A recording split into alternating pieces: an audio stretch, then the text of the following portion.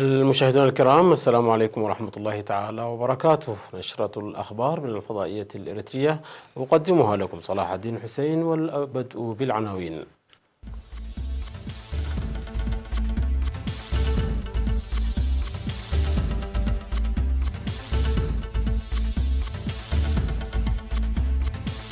تنظيم مهرجان الإريتريين في إيطاليا. ورشة عمل حول التراث والآثار في القاشبركة. استفادة جيدة من برنامج مول في مديرية شعب.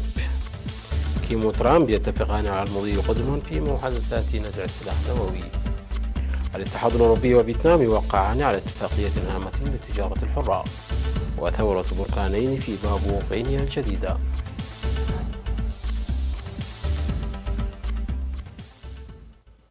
أهلا بكم مشاهدينا. نظم مهرجان الإريتريون في إيطاليا في 29 و30 من يونيو المنصرم في مدينة روما وسط مشاركة واسعة من المواطنين وأصدقاء إريتريا.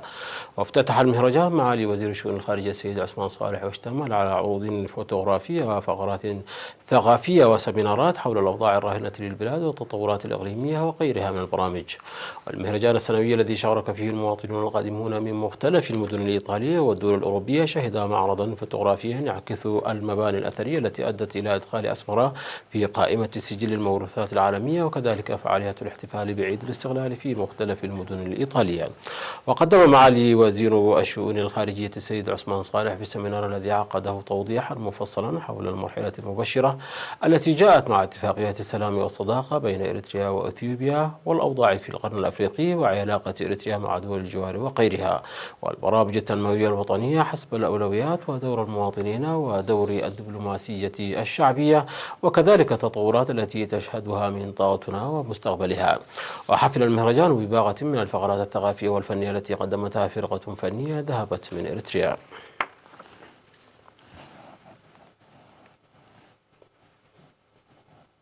شهدت مدينة بارنتو في 28 و29 من يونيو المنصرم ورشة عمل نظمها قسم الثقافة والرياضة في إقليم القاشبركة بالتنسيق مع مفوضية الثقافة والرياضة الوطنية حول الأنشطة الثقافية والآثار في الإقليم والدفع بها قدما.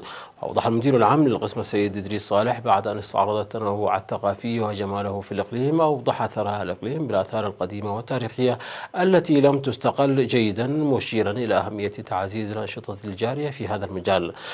قدمت أوراق بحثية في الورشة المنظمة تحت شعار جهود منسقة للنهوض بموروثاتنا التراثية، تركزت حول الرقصات والموسيقى الفلكلورية والآلات الموسيقية التراثية والتراث الشفهي والقرى التقليدية في الإقليم، والمحتوى العام لآثار المنخفضات الغربية وكيفية الحفاظ والتوثيق لهذه الآثار.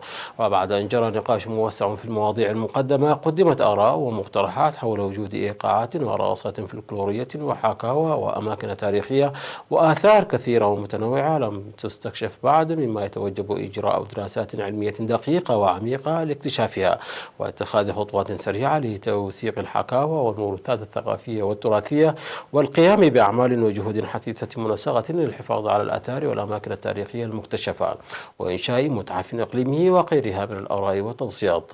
وفي الختام توصل المجتمعون للتفاهم فيما يتعلق بتحمل قسم الثقافة والرياضة في الإقليم بالتنسيق مع كافة الجهات الحكومية والاتحادات الوطنية مهمة تنفيذ ومتابعة نتاج الورشة على أرض الواقع.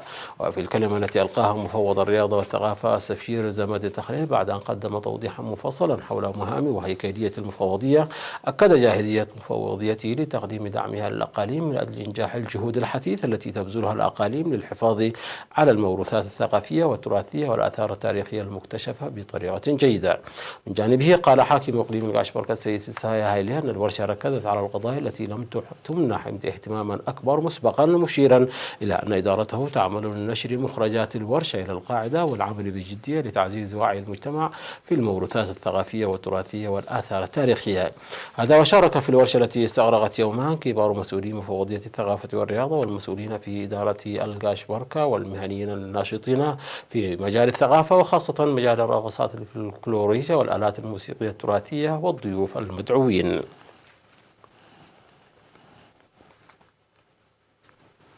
قال مسؤول برنامج الادخار والقروض المسقرة مول في مديرية الشعب السيد إدريس محمد نور بأن المزارعين المستفيدين من البرنامج في تزايد مستمر، وقال إن البرنامج يقوم بتشجيع المواطنين العاملين في مختلف الأنشطة عامة والمزارعين خاصة، وإن 80% من زبائنه من المزارعين.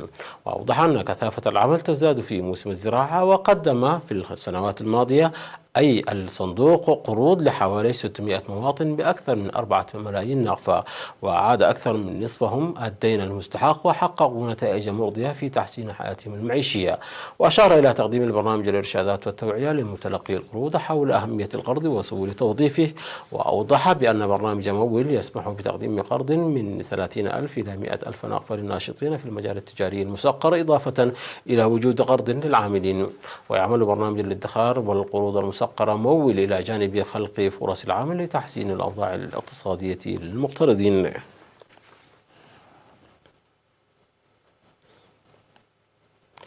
قدمت دعوة لتعزيز الجهود الجارية من أجل رفع وعي المرأة وتطوير مساهماتها في كافة المجالات، وذلك في لقاءين منفصلين أجريا بإقليم القشبركة والإقليم الجنوبي لتقييم الأنشطة المنجزة في الإقليمين. وفي اللقاء الذي نظم في 24 وال25 من يونيو المنصرم في بارنتو، أوضحت مسؤولة فرع الاتحاد الوطني للمرأة الإريترية السيدة يحدق يوهنس بأن تطور مساهمة المرأة في حقل التعليم والمجالات الاجتماعية والبرامج التنموية والعادات الضارة التي أوشكت على الاختفاء وغيرها من الأنشطة نتاج لحملات التوعية الجارية بالتنسيق بين الإدارات وغيرهم من الشركاء. وأوضحت بأن أنشطة تعزيز تأطير المرأة في المديريات وتقوية المساهمة في برامج محرومية ومكافحة الأمراض المعدية كانت من أهم البرامج التي عمل الاتحاد بالتركيز عليها. وفي اللقاء المماثل الذي نظم في الإقليم الجنوبي في 27 و28 من يونيو المنصرم، أشارت مسؤولة الفرع السيدة سنايد أفورقي إلى تسيير أنشطة فعالة وموسعة في مجال مكافحة العادات الضارة ومشاركة المرأة في برامج تعليم الكبار وقيام الحوامل بالمتابعة اللازمة للأمراض الموسمية والولادة في المؤسسات الصحية. وألقت رئيسة الاتحاد الوطني للمرأة السيدة تسفا ميكائيل كلمة دعت فيها بعد أن قدمت توضيحا مفصلا حول الأوضاع الراهنة في البلاد، دعت المرأة للمساهمة بفعالية. من جانبهن قدمت المشاركات آراء وتوصيات حول ضرورة إيلاء الاهتمام الأكبر لإكمال النقص في الآليات وإيجاد حلول لمشكلة إعادة القروض وغيرها من المقترحات والآراء.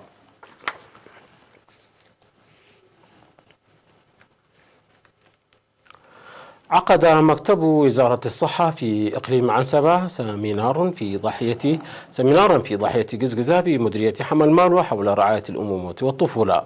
وقال مسؤول الصحة الإنجابية في المكتب السيد تخلية تسفا مريم أن الأنشطة الجارية في المجال الصحي مكنت من رفع الوعي الصحي وتزايد الولادة في المؤسسات الصحية، وبالتالي انخفاض وفيات الأمهات والأطفال. أوضح بأن على الزوجين المشاركة معا في الإرشادات والمعلومات الصحية المقدمة لضمان صحة الأمهات والأطفال، وتعزيز الزوج الاهتمام بمرافقة الزوجة إلى المؤسسات الصحية. وذكر بأن الأسرة التي تضمن صحتها تنجب أطفالا أصحاء، داعيا المجتمع للمساهمة في رعاية الأمومة والطفولة. وأكد المشاركون على أهمية التنوير الصحي والاستعداد لتطبيقه.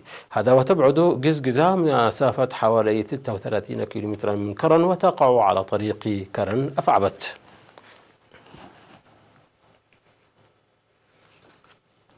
نظمت الجمعية الوطنية للمكتبات والمعلومات دورة تأهيلية للقادمين من وزارات التعليم والسياحة والتجارة والصناعة والمالية ومدرسة الصم، استمرت ل3 أشهر في مجال إدارة السجلات والتوثيق.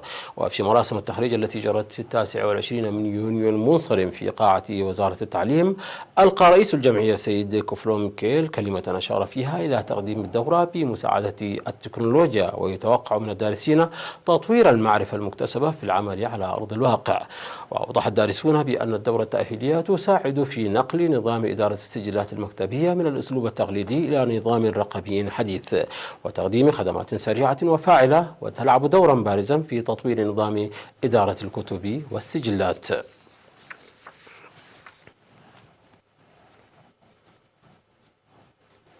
قام سكان كولت قرعنة بشق طريق ترابي طوله 6 كيلومترات يربط بين ملخسيتو وقريتهم. أوضح أعضاء لجنة تنمية القرية أن العمل الذي قام به السكان بتوظيف أموالهم وطاقاتهم حل المشكلة طويلة الأمد للقرية، داعين لتخصيص حافلة للنقل. وأشاد السكان بدعم أبناء القرية من المهجر، وسيعملون حسب الاستطاعة لتأهيل الطريق. وتبعد قرية كولت قرعنتو مسافة 26 كيلومتر إلى الجنوب الشرقي من بلدة صنعاء.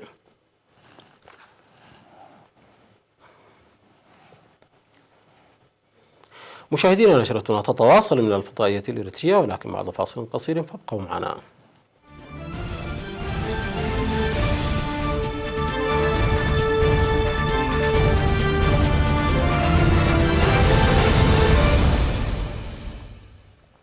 في شأن العالمي، قالت وسائل الإعلام الرسمية الكورية الشمالية أن الزعيم كيم جونغ أون والرئيس الأمريكي دونالد ترامب اتفقا خلال اجتماعهما على المضي قدما في حوار من أجل تحقيق انفراجة جديدة في إخلاء شبه الجزيرة الكورية من الأسلحة النووية. ونقلت وكالة الأنباء المركزية الكورية الرسمية عن كيم قوله أن العلاقة الشخصية الطيبة التي تربطه بترامب جعلت عقد مثل هذا الاجتماع ممكنا بعد الإعلان عنه بيوم واحد، وأن العلاقة مع ترامب ستستمر في تحقيق نتائج طيبة. واتفق الجانبان على إصدار توجيهات للمسؤولين من البلدين لتشكيل فرق تتعامل مع التحدي المتمثل في تخطي الخلافات الجوهرية في المواقف بين البلدين، والتي أدت لانهيار قمتهما الثانية التي عقدت في العاصمة الفيتنامية هانوي في فبراير الماضي.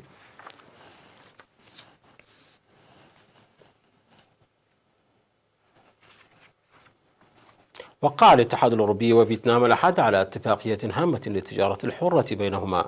وذكرت قناة يورو نيوز أن هذه الاتفاقية الأولى من نوعها والتي يتم توقيعها بين الاتحاد الأوروبي ودولة آسيوية، ومن شأنها أن تمهد الطريق نحو خفض التعريفات الجمركية على 99% من السلع بين الطرفين. ووصف الاتحاد الأوروبي في بيان أصدره بهذا الصدد الاتفاقية بأنها تعتبر أكثر الاتفاقيات التجارية الحرة طموحا مع دولة نامية، حيث وقعتها المفوض التجاري الأوروبي سيليسيا مالمستورم ووزير التجارة والصناعة الفيتنامي تران تيوان. أشارت الشبكة الأوروبية لأن هذه الاتفاقية يتعين التصديق عليها أيضا من جانب الجمعية الوطنية الفيتنامية، علاوة على البرلمان الأوروبي الذي سبق وأن أبدى بعض أعضائه الشعور بالقلق إزاء سجل حقوق الإنسان في فيتنام.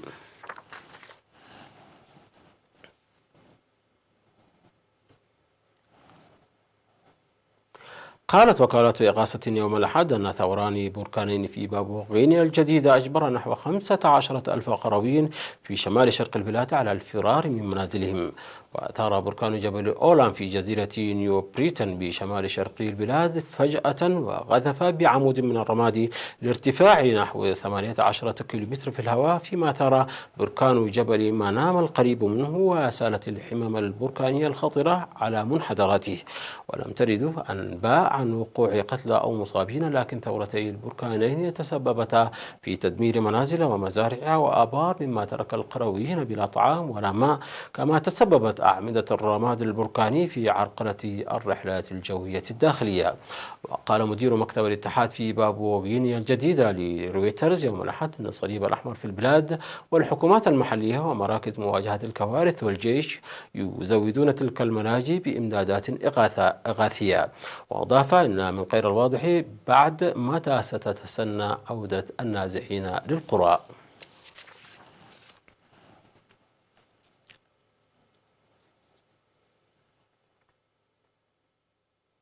قتل 10 أشخاص جراء تحطم طائرة صغيرة بمحركين في ولاية تكساس الأمريكية، على ما أعلنت السلطات المحلية.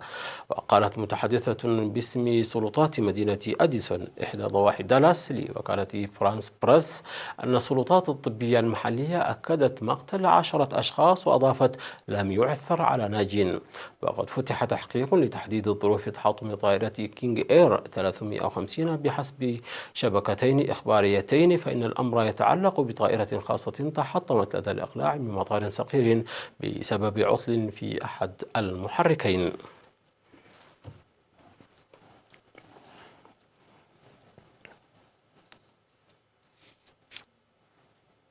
مشاهدينا انتهت النشرة، شكرا على حسن المتابعة، تحية لكم أينما كنتم، إلى اللقاء.